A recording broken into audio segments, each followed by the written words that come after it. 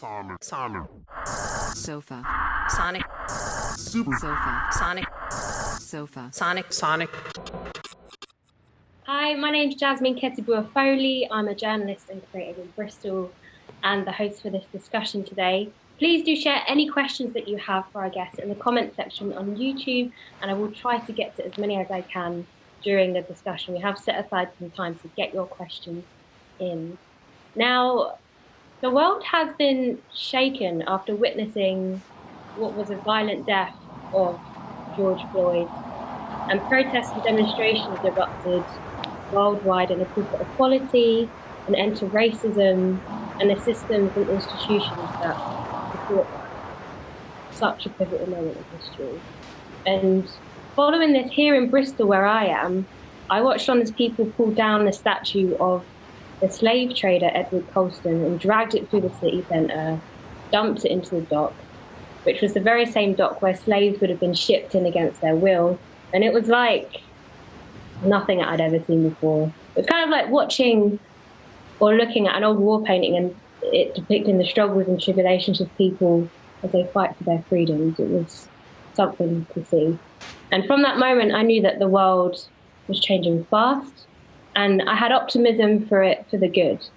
And I do stay optimistic, seeing and hearing more people talking about and becoming aware of racial injustice and other inequalities of all kinds, but we are also being faced by a sharp rise in right-wing ideology. And more notably in mainstream media, we're being faced with more people who feel aligned to separatist and divisive politics, and it is a shocking thermometer as to where people really are at today. And we can stay in our echo chambers, where this is not so, but that ideology is still there and they are shouting louder than ever. And this is an important conversation to have in the realm of music as well, because politics has forever been weaved into art and music. So I wanted to touch base with some remarkable and talented musicians from around the world to see how they feel about nature, the nature of the world today, and how this is influencing their practice. So I'm joined here by artists who are making waves, absolutely rocking it, and always have a message embedded within their music. We're joined by Paula Rebellato from the band Rakta in Brazil. Also Mariano De Melo from the band Deaf Kids, also in Brazil. Franklin James Fisher from the band Algiers in the USA. And Will Brooks from the group Dälek in the USA as well. And musician Khyam Allami in the UK.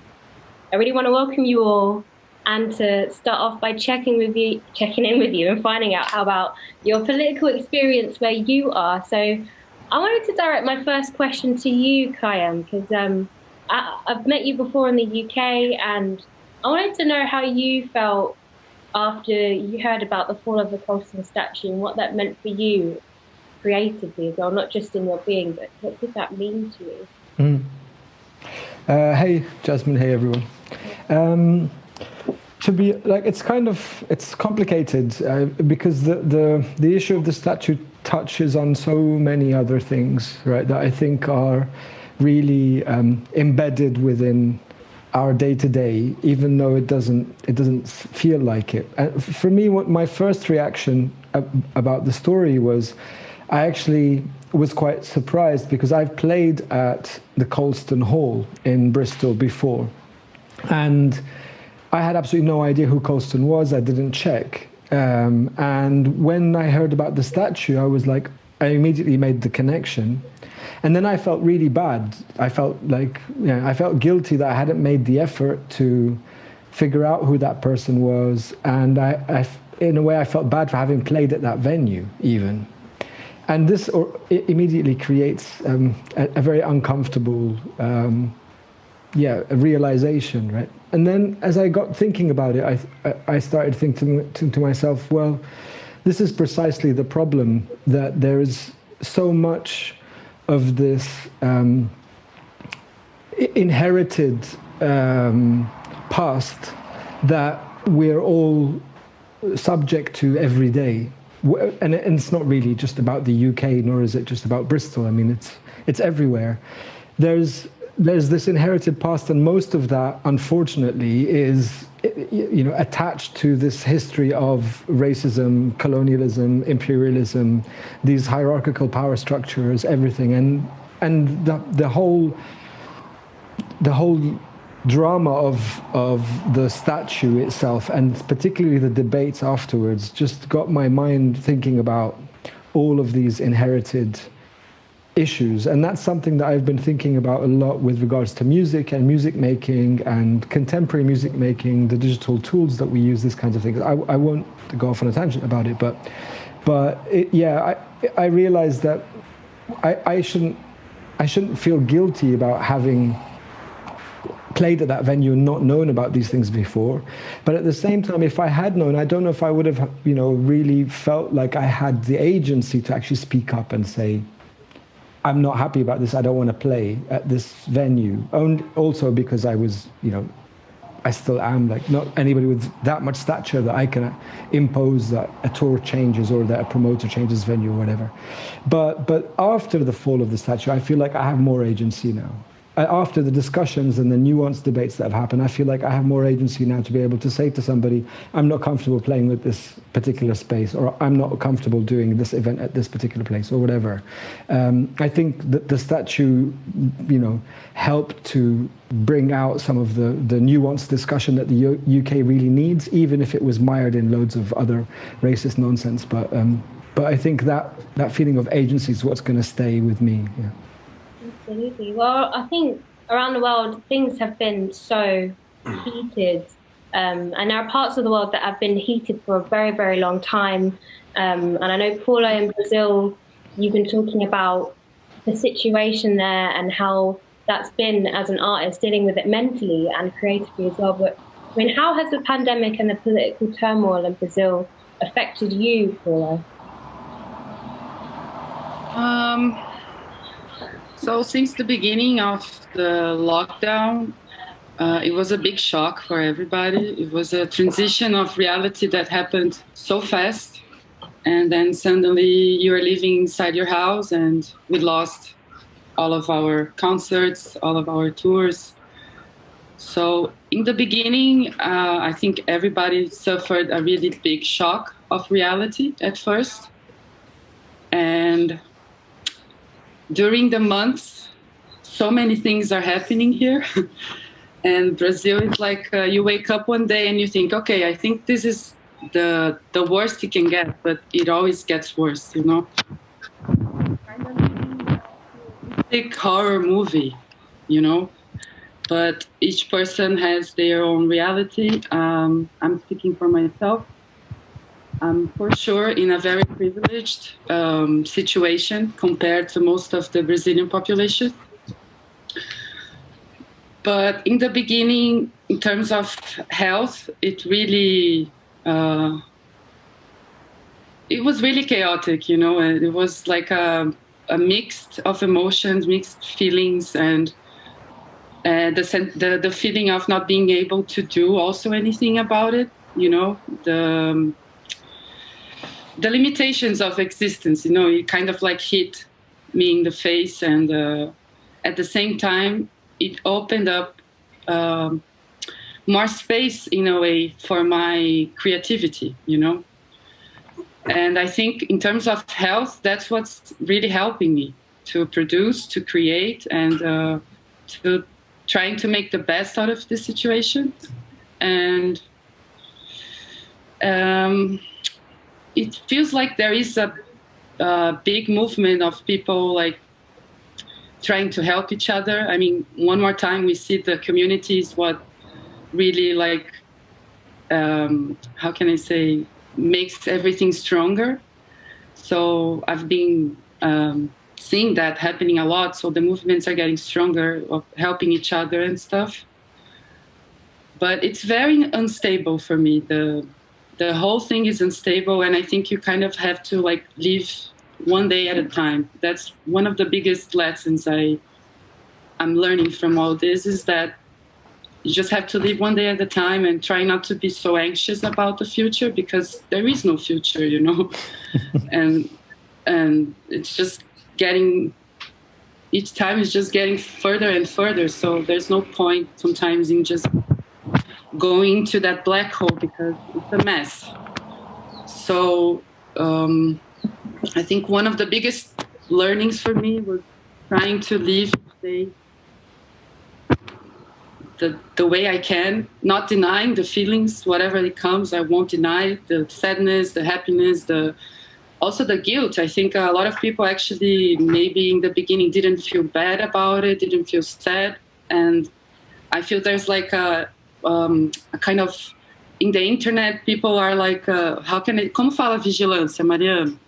Vigilance. Vigilance, yeah. Each other. And I saw this happening a lot, like, oh, you're feeling good. You shouldn't be feeling good. Look what you're living. And I don't think that's the way, you know. I think we are in such a big pulse of death right now. You know, death is the topic because we are dealing with death more than ever.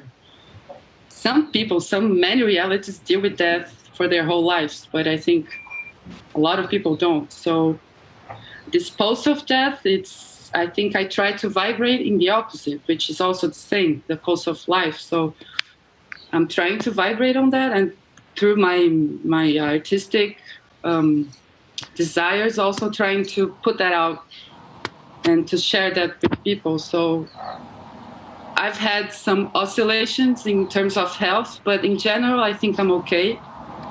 And I've been really holding on to the creativity in general, art in general, and dreams also. I'm very fan of this topic, and I think people are getting more interested in that as well, since they are also trying, like, they are dealing more with themselves, you know, being every day at home. And I think there's good stuff coming up from this, but it's still it's too blurry still to see. I think we need time.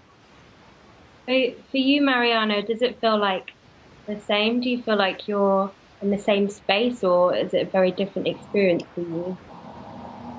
I don't know. It's because I think that there is a certain thing that happens in Brazil, which is everybody listening? All right, because the background noise just stopped. But there's this thing where we're kind of used to a certain level of like social chaos in a way. So like the whole pandemic thing kind of explicits a thing that happens here, on which we kind of feel like this like this bland depression in a way, you know, like everybody's kind of like depressed in a way, but in a even like distant, ironic way, you know, like you're even play with it in as a coping mechanism, but at the same time you're actually feeling it and you're feeding it. So I think like the worst thing for us by far is like the political situation rather than the pandemic. Like it's hard for me to judge, but I sense that in Europe and in other places, in certain other places, especially like the global north in terms of like wealth, I think that there is a feeling that like we have to deal with that, and at the same time there is like racial turmoil going on, of course. But in terms of the pandemic, there's a sense that this is bound to stop at some point, in a way, you know, like this will end.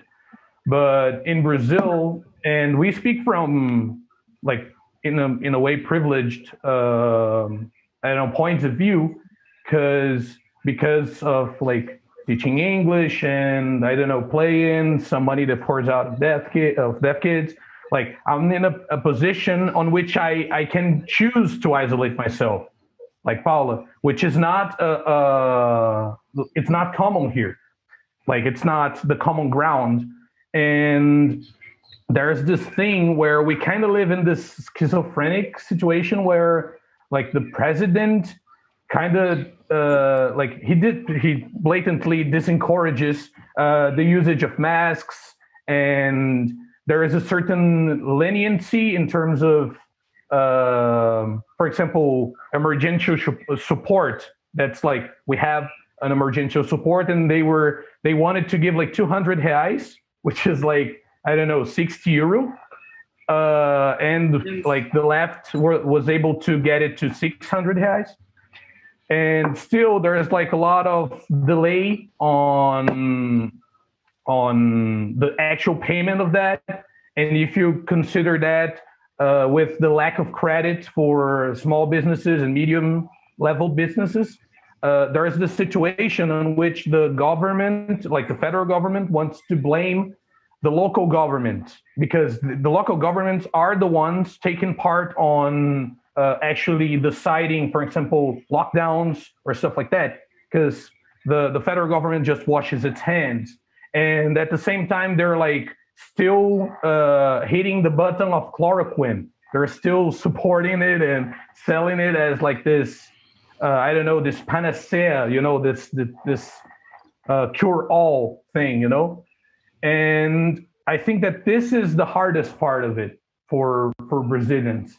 I think that there is a certain sense of hopelessness, which is it's expanded by the pandemic, but it has to do with many colonial problems. We have many, for example, in Brazil, we have familiar problems in terms of family structure, parental problems, which are related to colonial structures. Like it's common to not have a father here in many instances, like whether it not being him not being present or not, you don't even know him, you know. So I think that there is a lot of things which are surfacing right now, and for example, certain symbols of what the identity, the Brazilian identity connected to, are kind of falling apart. Like soccer, football, like is down in terms of like even the national team. And I think that these kinds of things are creating a certain sense of dissent at the same time that it encourages certain debates, certain nuanced debates. So I think that it's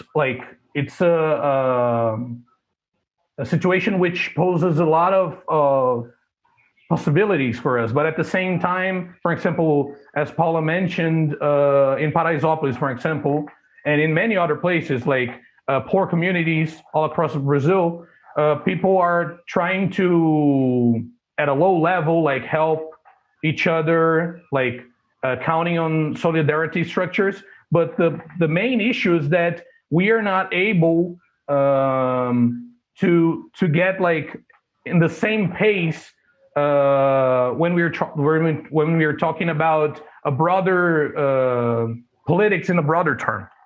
And this is something that that really fucks us up in a way. And I don't know, I think that it's hard to, for example, right now for Brazilians, not just because of the pandemic, but it's hard to imagine next month. You know, it's hard to imagine 3 months when the emergential support ends for a lot of people, you know. So it's such a crazy context right now on which we are kind of like we are on denial in a way, you know. And it's hard to deal with this. And a lot of people, like Paula said, they are kind of like watching, for example, if we are so damaged that it gets to a point where, for example, people are like, hey, so you can, I don't know, exercise, or I'm practicing something, you know, like, hey, I'm playing. And there's people who get like not offended, but they feel bad about themselves because they see them reflected, like they see their, like, I don't know, their shadow cast on the person who's doing something. I'm not doing something, so that person is harming me. That person's harming me by doing something, you know. And it gets to that point, it gets to that level. So it's kind of a complicated situation in a way. It's been hard to deal with. Well, for you, Franklin and Will, in America, hearing about how difficult it is in Brazil with their government treating the situation a certain way, how are you both dealing with Trump dealing with the situation a certain way, and has it affected your creativity as well? I was going to say, I mean, I think there's a lot of parallels between the U.S. government and the Brazilian government right now. Not to say we're doing it better, but Trump came up with all the lies first, so you guys are just copying them. It's his playbook. So no, on a serious note, I mean, like, yeah, it's been difficult. I feel like I think the pandemic basically put a focus and a spotlight onto how inept this government really is at this point. When you have positions that haven't been filled in 4 years, you're running on a skeleton of what the government should be. When you have people that aren't qualified in positions solely because they know somebody, that kind of cronyism, I mean, like this is what you get. This is the result. So right now, we're dealing with people that, people in power that don't believe in science. Like how, it's heartbreaking. It's frustrating. And yeah, it's difficult. It's difficult to look around and see, a society that, now you look, the U.S. has a ton of problems. We'll get more into that, obviously, but I feel like you had a society that was working to a certain degree, and you watch it crumble so quickly. It makes you realize how fragile all of this is, and it's just, I don't know. It puts a lot of things into perspective. It puts a lot of things. It lets you think about the fact how important voting is on a local level.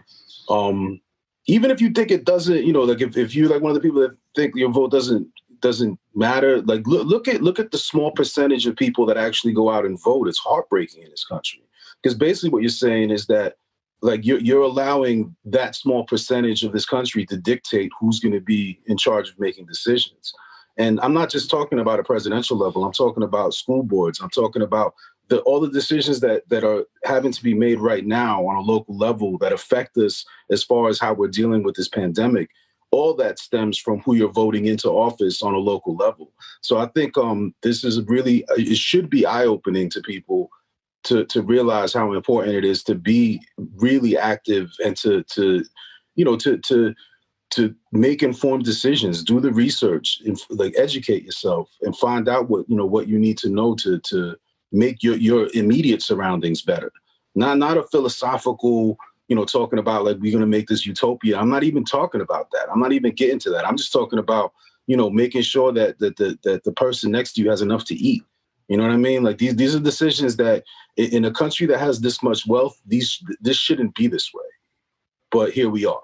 You know what I mean? And I also feel that the pandemic has, I think, when you look at the protests, when you look at the George Floyd situation, the Breonna Taylor situation, all these situations that kind of sparked all this, right? I think that the pandemic played a big part in that, in the sense that the pandemic stripped away so much of the distractions, right? There's no more sports. There's no more going out. There's no more, going to the theater. There's none of that. You know what I mean? Like we were basically at home alone with our thoughts, and we watched the police murder someone.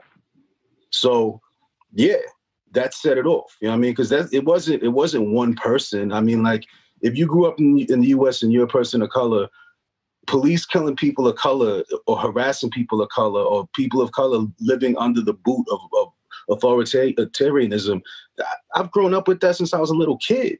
You know what I mean? Like that's nothing new to us. The difference is that now technology is different. You know what I mean? So you're getting people videoing a lot of things that have always occurred in our communities, but now we have the proof. You know what I mean? And I think when you tie that into the fact that we were in a situation where, society was basically on a pause, it just amplified everything. You know what I mean? Which to me, it's, it's necessary. It was necessary in the sense that I feel that white America specifically needs to put a mirror up to itself and finally reconcile what the history of this country is. And like you said, not just this country, but like the history of imperialism, the history of slave trading in Europe. I've toured Europe since 1999. You don't know how many times I've been in places where, people that are very open-minded and people that are, very progressive completely like erase like any mention of like what that country's history is in the selling of people. They act like that never happened. They act like they're, you know, so open-minded and enlightened, but it's like, yo, y'all played a big part in that. It wasn't just, you know, U.S. plantations that just like slaves appeared there. Yeah, I mean, like, there's people that have been implicit in this worldwide, man. That people benefited and wealth was built. The nations were built off the back of Africans. That's the truth. You know what I mean? So I feel that, you know, we're at a place now where people need to, you know, the thing is, look at it like this. Like, we have the time now, right? Because like there's nothing else to do. So educate yourselves. Take a look at what this world really is.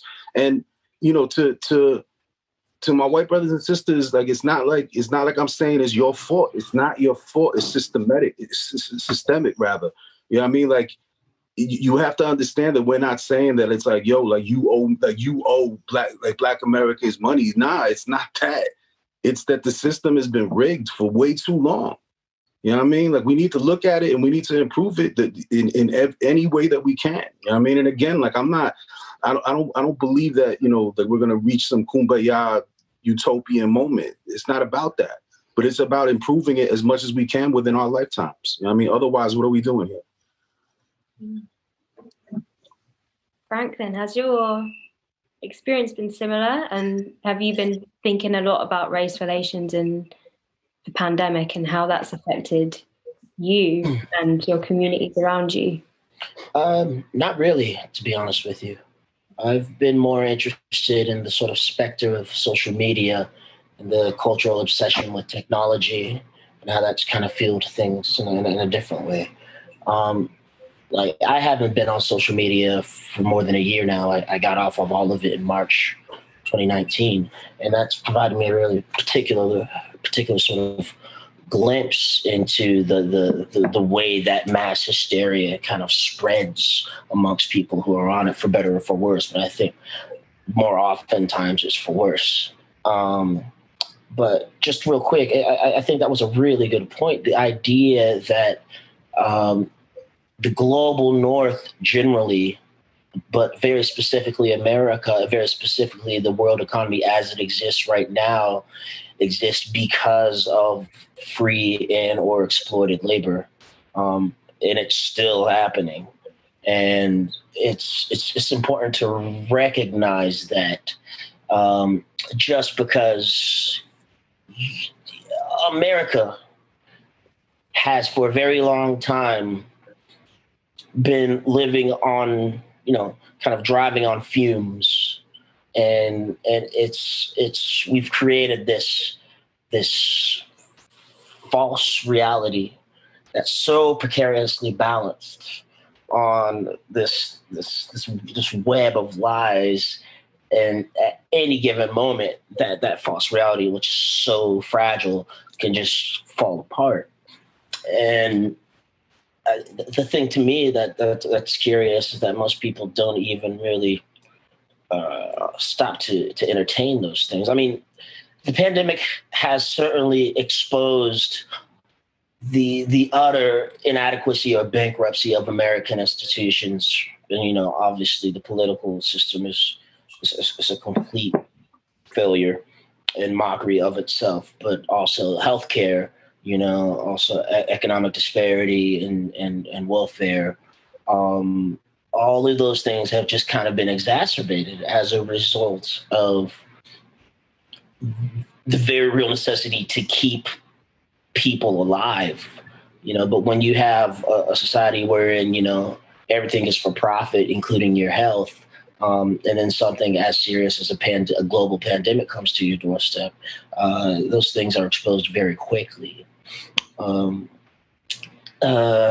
In terms of racial relations, nothing has changed. Nothing is new. And nothing surprises me, unfortunately. You know, you don't forget that Black Lives Matter movement started on Obama's watch. That was Obama's administration. And, you know,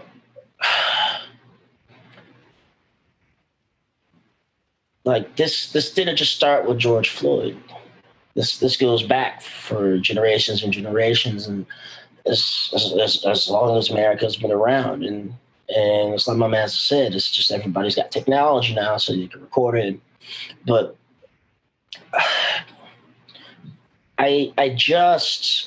there's something to me that I find very dubious at the center of the sort of everybody's willingness to immediately engage. This is why one of the reasons I disconnected myself from social media altogether. In a context in which we find ourselves, where what is needed most is to step back and to think and to reflect and to process, so that you can then, proportionately and critically react to what's happening. The last thing that needs to happen is to go into a room where you're rewarded for being the loudest and the first to talk. And that, to me, is what social media is.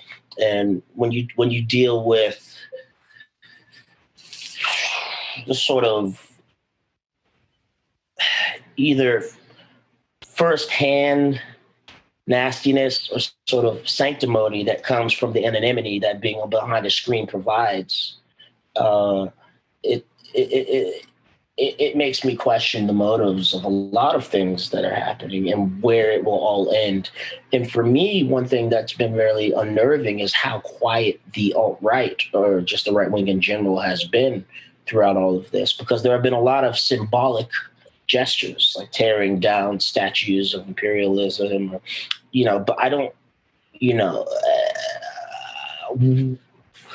what needs to happen is structural change and systemic change. I don't care if, you change the name of the urban category at the Grammys, or if you change, what's on the front of your pancake syrup. That has no real bearing on the reality of American life, or in my life as a Black person in America. Like, change the gerrymandering laws, look into things that actually matter, because as all of these sorts of superficial, like, performative politics occur, you have this group of people, and I'm talking about the right wing, who already, falsely so, but nonetheless already feel marginalized.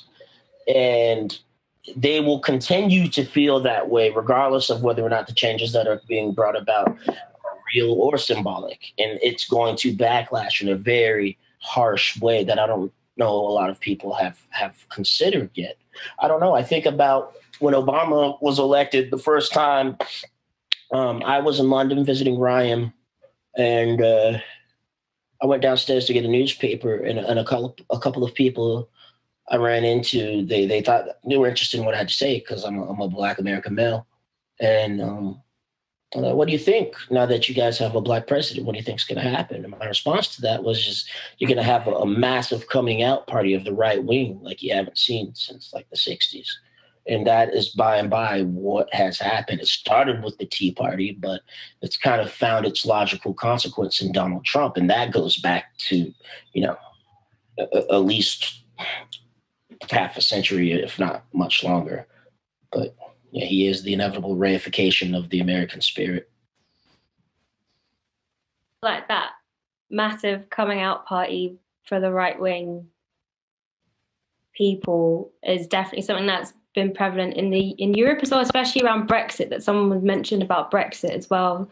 And I'm intrigued to know whether you as artists feel like it is your responsibility to respond to situations like this and inform people through your art, or talk about these issues through your art. Is it important to you to do that, or is it got nothing to do with you?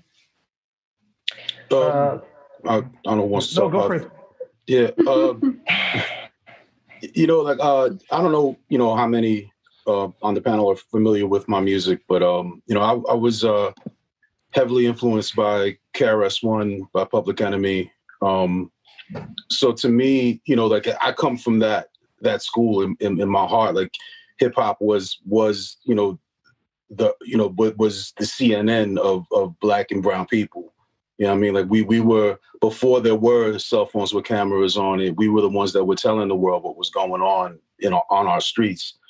At the same time, I don't think that all music needs to be revolutionary, but at the same time, I do believe that there needs to be revolutionary music. You know what I mean? Like, I feel that not everyone needs to play that role. Not everything needs to be, edutainment, or not everything needs to be, trying to teach people, or telling people what's going on the streets, or reacting to social injustice.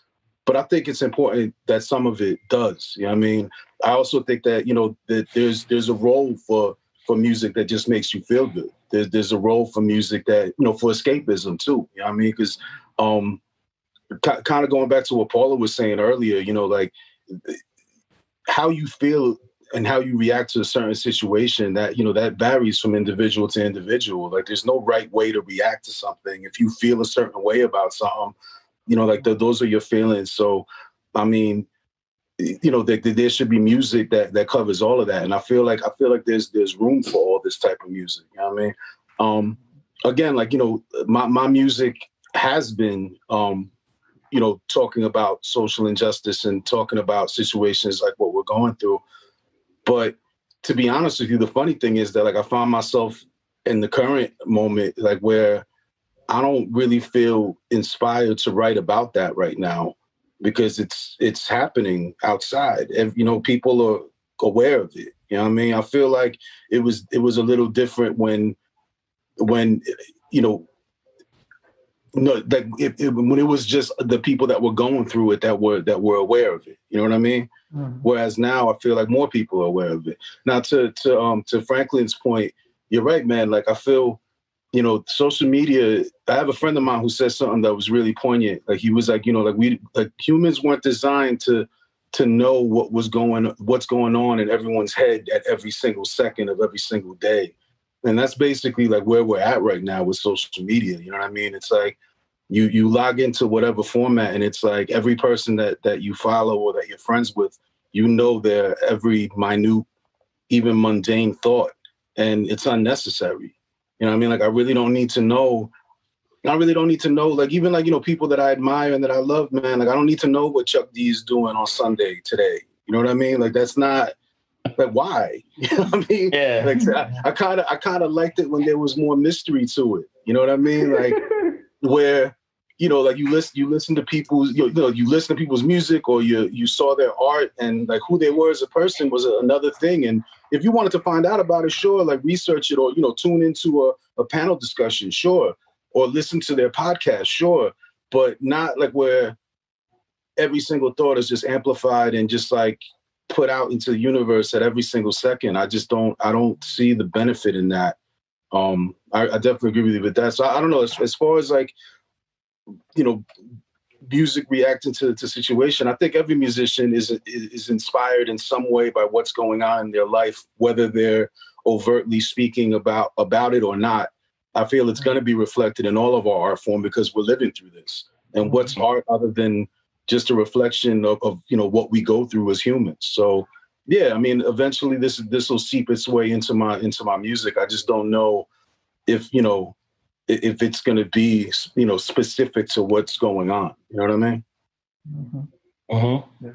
I think it's fun to try to connect like both the last answer by Franklin and this question, because there's this urge to stay in the performative level, which makes us prey to Steve Bannon, for example, like Brexit, Brazil, Trump's election, Orban. There's like loads of it in the world. And we are kind of right now living in this age of the dog whistle. So we are kind of like, we feel threatened by the very, like the slightest mention of a lot of things that offend us and should offend us. But at the same time, the extreme right, the far right, is capitalizing on that very well in terms of, like, for example, Brazil is the land of smoke screens. For example, we are we have no health minister, like we have like a non-permanent military man for like, I don't know, what, 2 months right now. And but at the same time, there's this woman. She is a minister of like human rights and family, because the family was added after Bolsonaro's election. And for example, in the beginning of the last year, she went out and said like, boys were blue, girls were pink, you know, and everybody was memeing it, like to fight it, you know. And at the same time, we lose so much energy, because we are bound to respond, you know. We are focusing on respond in a way that makes us kind of lose a certain track of what can we change on a systemic level. You know, what can we change in terms of responsibility and not guilt? Because if we stay in the performative level, there's guilt only coming from it. And now, like, going to the actual question, sorry for the tangent, there's this thing, I don't know, like, what do you think of him? But I'm really a fan of, like, Muslim Gauss, because I think that there's this really cool idea of tying what you do aesthetically in terms of, for example, there's the song titles, the artwork, it all points to a certain direction. So it's not like art as in, oh, you interpret it the way you want, you know? But at the same time, there are like, I don't know, I'm yet to hear a song by him that had vocals, for example, that had actual lyrics.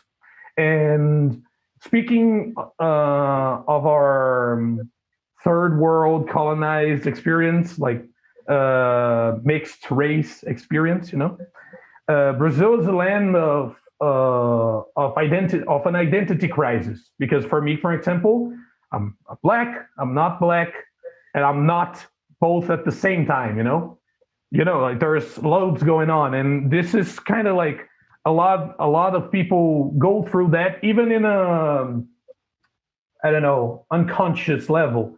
So I think that there is a certain, to fight this I don't know, ironic depression, we need to figure out certain, for example, I tend to distance from punk as in a closed aesthetic, because there's this thing where you use a template of a song and then you just say stuff, you know, you just go there and spit stuff.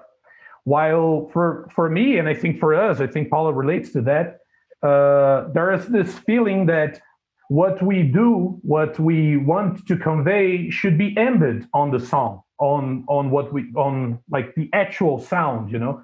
And for example, dealing with rhythm, and there comes Muslim Gauss again, like dealing with rhythm. But for example, rhythm has been around for many, as like musical technology, for many people throughout the world, and it has never died as such. Like Afro-Latin music, a lot of music from the Middle East, a lot of music from Africa in its different constitutions, music from Brazil. So to, for example, take that and point it into a vanguard direction, you know, like use it with the capabilities of processing of sound we have today. For example, this is something that deals with an energetic level, a certain level of connection, which is not possible when we're just spitting words. For example, for a long time we spent, I say we, as people, maybe you connect to that, but I spent most of my life thinking that 3 or 4 instruments could convey everything I feel. And there's a certain bodily sense to it, which is not conveyed by this instrument or this way of doing things. So I think that this is a possibility that points in both directions. It has an adorning quality. It has this quality of, and it's enjoyable. You know, you're supposed to dance to it, but at the same time, by what you wrap around it, and how you present it might be even pushing forward in order to I don't know, to encourage change, and that's the point of view which I feel more connected to.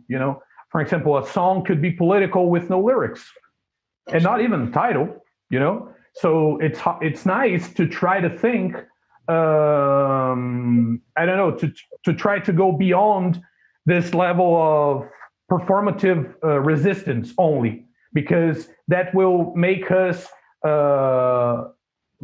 we will lose a certain sense of, for example, we won't be able to understand ironic pieces, as I impersonate a Nazi, for example, to explicit how stupid the whole thing is. For example, we get attached to a level of the first level of reading something. And there's more even sensorial levels, especially when we deal with music, it makes you feel stuff. It makes you transcend certain states of mind. So it's interesting to think on those terms as well. So we can, I don't know, transcend certain limitations we feel right now. Well, I feel like that use of music that you're talking about, that there's no words, you can just feel something, there's another layer to it. I think I'm going to direct this question towards you, Khyam, because I think a lot of your music does do that, and it doesn't always have lyrics to it, and it's about the sound, and there are always messages behind it. So for you, in the situation at the moment, do you feel like you can lend your music to conveying something to people in a different way? And also touching upon Franklin's point about social media as well, because it's really interesting. Yeah, to be honest, everything that everybody has said is sparking a million ideas in my mind, because everything's interwoven, everything's interlinked. I think we're all looking at this from different perspectives on the same problems. As much as I love very literal political artworks, that's never been my thing. I'm just not very good at it. I don't write lyrics. I prefer instrumental music, these kinds of things. I'm not saying that can't be political, but over time, I think I've become more and more convinced with. I remember once reading a quote, and I think it was attributed to Jean-Luc Godard, who said, it's not important to make political work, but it's important to be political in how you work. And when I read this really stuck with me, because with the way I interpreted it is, actually, if I'm conscious, politically conscious, socially conscious, economically conscious in the way that I work, and in who I work with, and in how I do what I do, and what kind of decisions I make, that in itself is going to have a more powerful, longer-term impact, I think. That goes for somebody like me. For somebody like Chuck D or Will, it might be a different story. Or for somebody like Paula, it might be a different story. But I actually agree with you 100%, man. And one of the ironies in what's been going on lately, I've struggled lyrically. The two things that I have put out have been instrumental pieces, because I find it I find it easier to express myself right now sonically than vocally. And at the same time, like you were saying, I think it's 1,000 times, not maybe 1,000 times more important, but it's equally as important to be political in your thought and in your actions, like you said. Kind of tying it into social media as well.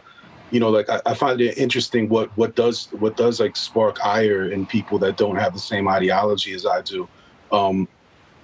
Voicing like where I will or will not spend my money is like a real hot topic, because I think people understand the power of economics, and I feel that if our people understood that on a deeper level, and how you spend your money on a daily level, real change occurs that way, because people care about how it affects their bottom line. Especially in a capitalist society, that's the language that is spoken here. That's the language of America.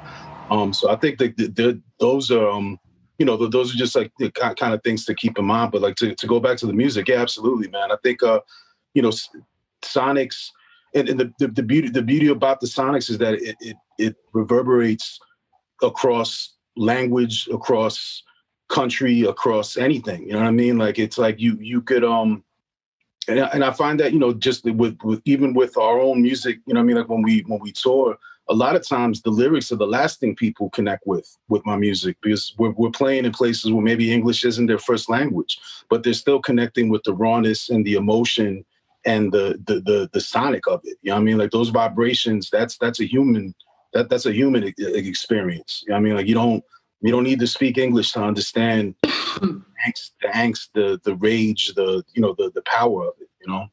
And I think that's one of the most beautiful things about music to me, man. It's like how it could connect people from such varied backgrounds and such, you know, globally. It connects all of us, and it is a beautiful, beautiful thing, man, and a powerful thing, you know.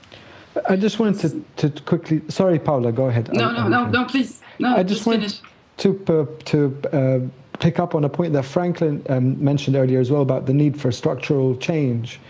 And I'm obviously in total agreement, because I think that those kind of structural changes are the ones that really end up allowing for a proper progress to happen.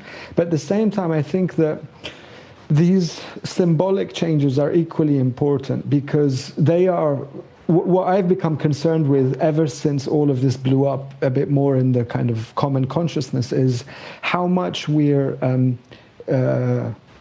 manipulated through social media and all other sources around us by this inherited subconscious ideologies and ideas and thought processes. So that those statues that represent that power structure infect and affect our thinking subconsciously, just as whatever junk we see on social media does, just as the language that we use. And I think a lot about this idea of being political in how you work, also in terms of life. So it's not necessary to lead a political life, but it maybe is necessary to be political in how you live.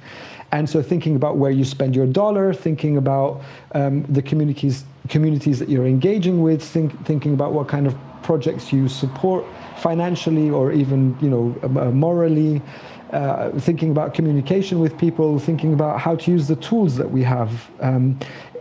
One of the first things that I did when I started getting tired of social media, I jumped off Facebook, but then I started, you know, really making an effort to vary my feed, my timeline on Twitter or Instagram or whatever, and to follow all kinds of different people and diverse artists. And that way, you know, you get inspired by the beauty of randomness. But this takes a real effort. And when I hear the Black community talk about educating yourself and about how, you know, privilege and overcoming privilege is a lifetime's work, I think that we all need to make these small efforts to change what we allow to affect us, as well as what we do on a day-to-day basis, so that we can try to, you know, push the energies and spend our energies in a different way. So. Paula, for you, have you felt like you've had to change the way that you digest social media? Has it affected you in your practice, and how has your music for you, how has that tool been for you in terms of politics, and do you feel like you've had to express things through it or not? I think what I've been trying to work with is to raise more the awareness of things that I live with. And I think it's just towards that we can filter more consciously what we feed from and what we also give. So like he was saying about like how we can use these tools in a way that it doesn't like, it minimizes the trash we put inside our heads. And since it's such a perversive way to get to our minds, it's very hard to see and to realize things. But I think the way I've been dealing with it, I actually felt I am more active now towards social media than before. But I feel also like I I'm feeling the need to share more specific things, not many times are personal things, but with a touch on topics that I want to like talk to people with about, you know. And one of them is the dreams. And we have this neuroscientistic person here who has been getting a lot of attention towards this topic of life. And I think since people are staying home and giving more attention to things that they didn't before, because the distractions are less, but at the same time you can get all of the distraction you need on the internet. But I think people are looking into stuff that they didn't before. And this realm of the dreams, speaking also creatively, it's one of the places where I mostly feed my inspirations also. And we live in a very rational minded, like, how can you say, more, you know, towards the scientific and the rational sphere of life. And also that I link that to the idea of understanding lyrics and using words in the music, because that's something, speaking also from my position with my band, people don't understand what I sing. I use lyrics. I sang in English, I sing in Portuguese. People never understand, even if I'm singing their own language, because I also use a lot of effects. And this was always very interesting to talk about, because some people come up to me and they're like, I don't understand what you're saying, but I can feel it. And I think that's my point. I don't want you to understand word by word that I'm saying.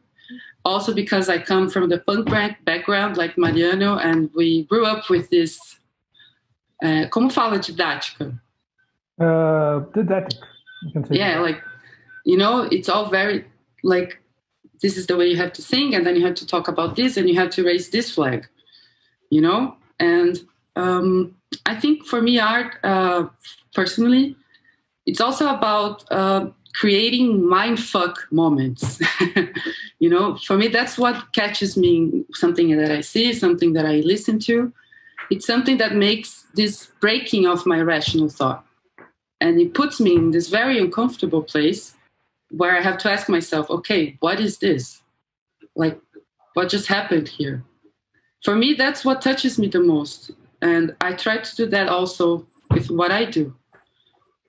And I think we underestimate the intelligence of our emotions and of our feelings. And these responses we get in our bodies all the time. We are getting responses from our bodies and our emotions and our feelings all the time.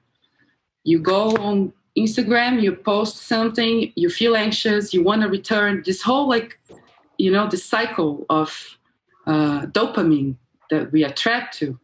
Internet is this, you know, the technologies we use. We are trapped in this cycle of dopamine, and we are scared of boredom. We are scared what we will face when we let ourselves feel boredom. And I think that's one of the things that we should try to do. I don't know if anyone feels the need, is to put ourselves in this place of boredom also. Because a lot of people are saying they're bored at home. But I'm pretty sure they're all the time doing something, you know, like distracting themselves.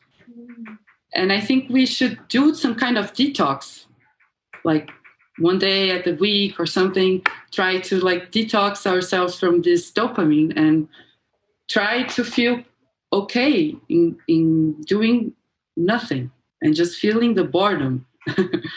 I think this is a way to detox and clean our minds, clean our unconscious fields to grab some interesting stuff, you know, from your unconscious, the inspirations, whatever. Yeah. I think this is one way of dealing with the whole burst of the use of technology that we are in now. And about the politics, I think also I agree with what everybody said. I don't think it's like a must. You don't have, it's the question about is the artist's responsibility to communicate, to influence. And I don't agree with that. I think for me, art is just as old as the world. And I really connect art to freedom. For me, art is life and it's freedom. And I think it's each person's choice to do whatever they want with their creativity. And I think the responsibility is towards yourself, first of all, because we see also so many fake things there.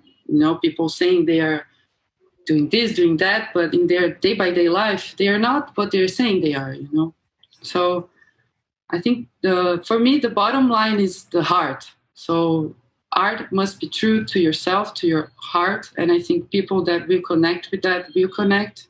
People that don't, they don't. And I'm saying this because that's how I connect or not to things that I see. If it connected to my heart, it will bring me something. And for me, that's political, because politics, it starts with yourself, with your body, with your day-by-day, with your choices, with your environment. So I think the influence it starts more micro-political than macro, and I think that's what I can do. I can't do more than that, So I believe in the power of the heart. I know this might sound too hippie, but it's what I believe. I think the truth, and people will feel it, or they won't, and it's okay. It's really interesting what you said about breaking of rational thought and the way that you can use your music or things that you're taking in or things that are coming out of you as a person to do that. I mean, do you all as artists feel like you're in that space with your music? And do you think that reflects on the political climate at the moment as well? Do you use your music for yourself to break your cycles of rational thought? Good. No, you first, please. All right.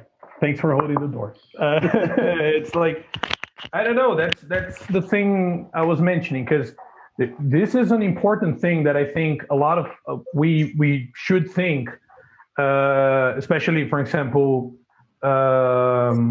me as a man, or for example, Paula as a white person, in terms that in a certain level, there is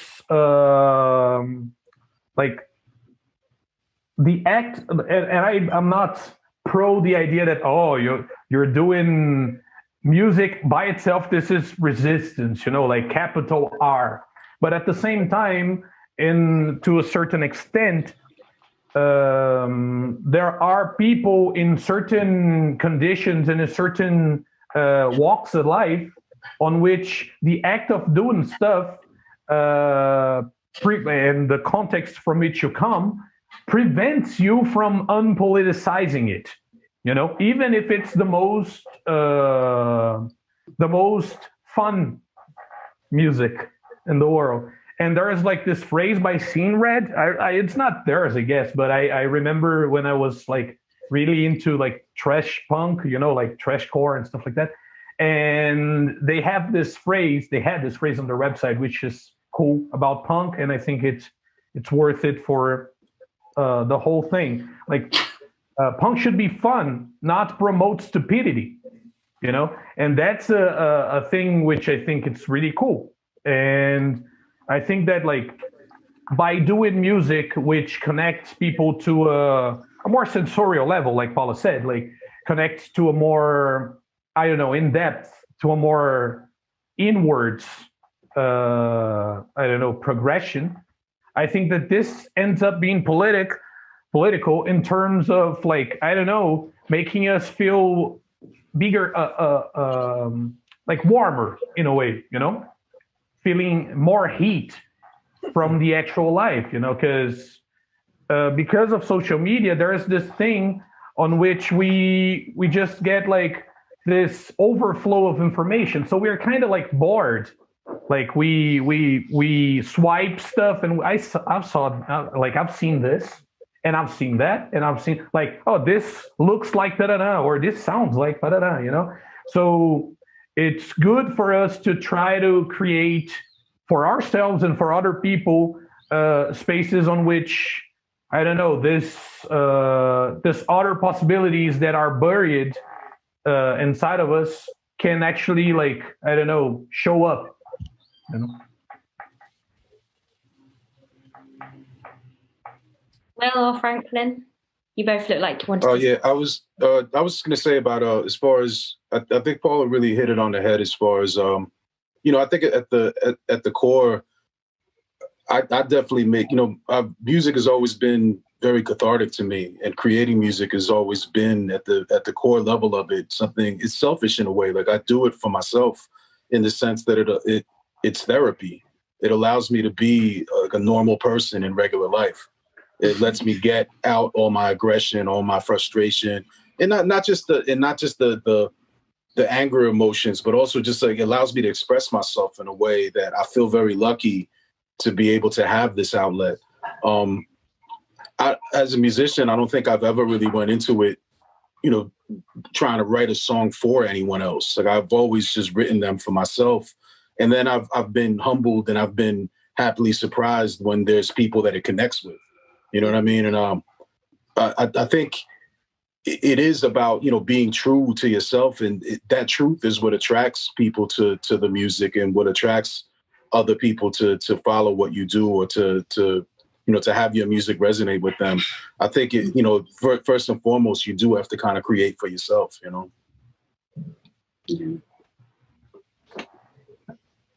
Else want to add anything as well? Yeah, I agree with the vast majority of what everybody here has said. I think it's important to underscore what Chekhov said, which is, the artist's function is to raise questions, not to answer them. And also what James Baldwin said in terms of politics and race, it's never a racial question. It's a question of whether or not you're willing to look at your life and your place in the world and then be responsible for it. It's a very basic thing. Nothing has particularly changed that dramatically for the so-called developed or northern world since the onset of COVID regarding people's day-to-day lives who aren't sick. I mean, we were an extraordinarily atomized society for years before this. Get on a subway or a bus or anywhere, people are so caught up in their own little private theaters on their phones or whatever, and it's almost as if we've been given over to that. And now that we don't have the option of communing with other people, it's like a baby that has its toy taken away or something. So I think what really needs to happen is kind of like what Paula was saying, and people need to reevaluate exactly what their relationship is to this constant bombardment and distraction. And it was funny because, like I told you, I'm not on social media, but the week that George Floyd was killed, almost every white person that I know in some fashion or other either texted me or emailed me or called me. They're like, "Are you okay?" And I understand where that came from, but when you're doing that, asking if you're okay, you're really asking if you yourself are okay. And when people are like, "What can I do?" Well, there's nothing you're going to be able to do to reverse centuries of institutionalized oppression, like overnight or in a week or even in a lifetime. So this sort of like, instant gratification or sort of immediacy that is, the illusion of immediacy that is provided by the internet and sort of the generation or the paradigm in which we find ourselves, it's very inherently at odds with what is necessary in order to actually change things. And you need to live your life as a person who's responsible for other people around you. And whatever you create is going to be an extension of what you experience in life. It doesn't need to be one way or another. But if it's genuine and if it's sincere, then it will come out and it will reflect what's happening around you. And then hopefully people will connect with it, and then you can start a dialogue. I feel like the most tragic thing that could happen after all of this is that we all very quickly get back to our old habits and our old ways.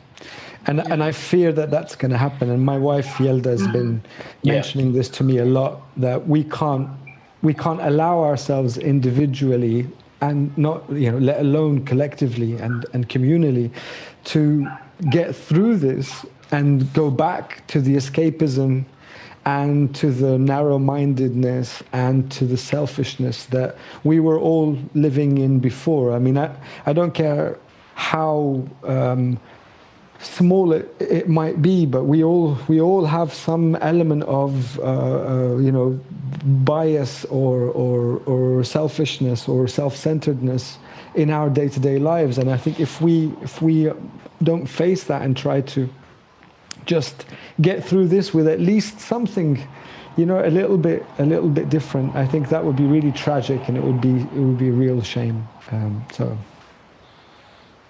Yeah. Sorry, I feel like this is a topic that we can talk on for a really long time. There's so many avenues that we can go down, but just to make sure that there is a space for some questions for the audience, I'm just going to go to a couple of questions that people have sent over. Really interestingly, we did mention Brexit briefly, and someone has asked, how do you feel about coming to the UK for touring in the future post-Brexit? I'll put that out there to anyone to start. Well, I think for me and Paula, there's this really crazy thing on which we are from a third world country. So actually getting into the UK, even without Brexit, was like a hassle in a way, because we had to get like COSs, I guess, like some sort of like work certificate or whatever. And we went to record with Patrick, for example. And so we had like this week before, like we had concerts, and then we had this week to record with them. And there's this really crazy thing. I think you call it like a hostile environment, right? Which is it's this really crazy thing because, for example, in Brazil, positions of power are segregated in a way that it's not common in the global north. Even in the US, like, for example, in terms like here, like race and finances are connected in a really evil way, in a really specific way. You won't see much difference from that. So, for example, when we got there, we saw people from many ethnic backgrounds acting as the customs people, right? And there was this really tall guy, and like they were trained to treat us in a really bad light, like they were taught to this. And no, we have this COS, but you're 1 week ahead and stuff like that. And in the end, they said, okay, there's it. And they stamped it. And the moment they did this like tall guy, he gave the meanest look to Douglas. Like, when you look someone like bottom to top, like, what the fuck, And all of a sudden, this guy turns to me and he says, "I like your hair," like because it flipped, like he like turned it off in a way, So it generates this double think. And I think in terms of touring for us, it's hard to say, but I feel it will be more or less the same, because we'll still have to get this document. Of course, things will be more complicated, but as you're touring and as you get like proper visas or whatever, for example, they might get more expensive or they might get more sought after. So they might be more complicated because of that. But UK was already in a really specific situation inside of Europe for us. So for example, that's what I feel. Maybe Paula disagrees. But that's the thing that already this legal aspect was already there, even when we came from Europe. So I think that this will continue when it comes to people treating us, like the way people will treat us, like in general, I don't know, but in terms of like customs and stuff like that, I think it will be more or less the same. I think it's going to get worse because Brazil's image right now, and not just the image, the reality, it's, so I think there will be like sorry, I didn't think about Bolsonaro. I think now with our passports and stuff, there will probably need to be like something that states that you didn't get it, or you did get it, or you treated yourself. And Brazil is so far from getting their shit together that I can't even think about touring. I don't even know when I'm going to do that again, But I think it's going to get worse. I was going to say, with the current state of COVID in the US, does anyone really want Americans in their country? I mean, I don't. Are they even going to let us in? You know what I mean? Like, I feel like if you guys are third world, we might be fourth world now. You know what I mean? So I don't know. We are like this totally distorted. Like, how can I say? Like, it feels like US shits on us. In many ways, we are like the reflect the bad copy of it. So imagine we are the sub-empire in a way. Like for the rest of Latin America, we are like, you speak Spanish, we speak Portuguese. We are a big country, in a way that like the US acts towards us. So that's this feeling like we're better than you. I want to just add something that I think it's relevant. But when you say America, it's also us, it's something that it kind of bother us, because a little bit, because America is huge. We are also Americans, but we are South Americans, and you're North Americans. Is there a word for like USian? Like, because North American could be a Mexican person. Yeah. Of course, there's not a word. Look how arrogant. Khyam, what is your perspective on the post-Brexit world, and as a musician going around and wanting to perform in different places, is that going to pose any obstacles for you, or any sort of reluctancy for you in any kind of way? Yeah, I mean, I think it's going to be a huge problem for British artists, or artists with British papers. But that's probably going to get resolved. I imagine that there will be some kind of freedom of movement thing that will happen. But my concern is more about a cultural one. I remember growing up in London when I was 16, 17. Every single band that I wanted to see passed through the city. Every single one. Those that I wanted to see and those that I didn't know that I wanted to see and loved seeing afterwards. I saw the Melvins maybe 6 times. I saw Unsane. I saw Shellac. I just saw so many bands, right, that I really fell in love with and discovered loads of bands. And that has been very, very clearly in decline since the late 90s, right? So we're talking 20 years of the UK as a point on people's tour circuits being less and less and less and less important. And I think that's going to be really, really detrimental to the cultural open-mindedness of the next generation, because they're going to miss on that. They're going to miss out on that physical experience, right, of actually being in front of a sound system and feeling the music, like the way Will and Paula were talking about earlier. Feeling the music live and having that experience and engaging with the people around you. It's just, no matter how great the internet is and whatever, it's never going to beat that vibe. Mm-hmm. And when you don't have that in your formative years as a creative, spirit, I think you're going to suffer a lot. So I worry about what's going to come later on, and I worry about the general British population, because everybody thinks we have access to everything in the UK and that everything is fine, but it really isn't. And the more that subculture gets phased out, and the less that subculture actually is generated within the country, then the more of a decline there will be. So, yeah.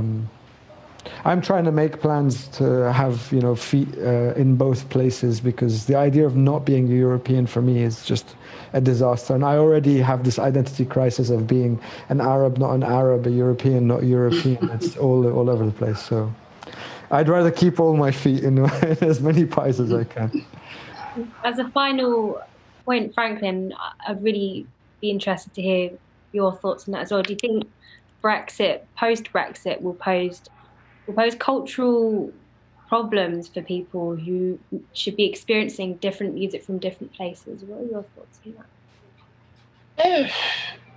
I mean, residually, it's a possibility, depending on how complicated they do make it for touring bands to come in and play. But to be honest with you, I'm not exactly sure if or when touring will come back at all anywhere. And it's somebody said it's you have to live one day at a time.